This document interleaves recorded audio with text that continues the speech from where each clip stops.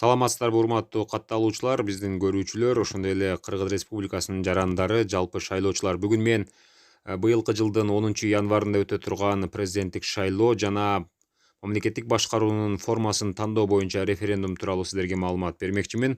Адаттагыдан айырмаланып, бул жолу эки бюллетень болот. Биринчиси мына ушул референдумдун бюллетени. Бул жерден сиздер мамлекеттик башкаруунун формасын өзүңүздөр тандайсыздар. Тагыраагы президенттик же парламенттик башкаруунун бул жерде өзүнүн варианттары бар. Өзүңүздөр кааласаңыздар парламенттик же болбосо президенттик башкарууну тандап алсаңыздар болот. Ал эми экинчи бюллетень бул баарыбызга белгилүү болгон ушул президенттик шайлоонун бюллетени. Бул жерде жалпы 18 талапкердин аты жөнү белгиленген. Сиздер өзүңүздөр карап, өзүңүздөргө жаккан, өзүңүздөр тандаган талапкерди тандап, анын тушундагы мына ушул чакмакчанын ичине же болбосо квадраттын ичине мындайча айтканда пичка, галочка белгисин мындай кылып койсоңуздар болот. Мүмкүн болсо ушул квадраттан чыгарбаганга аракет кылыңыздар.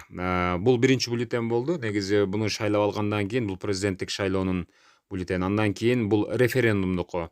Башкаруу формасы деп бул жерде эки вариант турат. Бул бирөөсү президенттик, бирөөсү парламенттик деген варианттар болот. Сиздер өзүңүздөр каалаган башкаруу формасына мына ушундай галочка белгисин коюп, референдумду дагы мына ушундай тандоо жүргүзөсүздөр.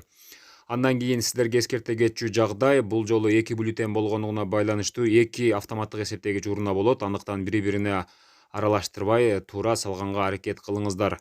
Мына ушул бюллетендин жазуусун ылдый каратып туруп, мына ушул автоматтык эсептегич урунага секинден киргизсеңиздер, ал өзү бюллетенди алып кирип кетет. Негизи бул президенттик деп жазып койгон, жазылып коюлат ар бир участкаларда.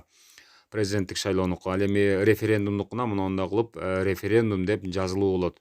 Сиздер андыктан адаштырбастан, экөөнү алмаштырбастан референдумдукун референдумга, президенттик шайлоонукун президенттик шайлоонун автоматтык эсептегич урнасына салсаңыздар болот.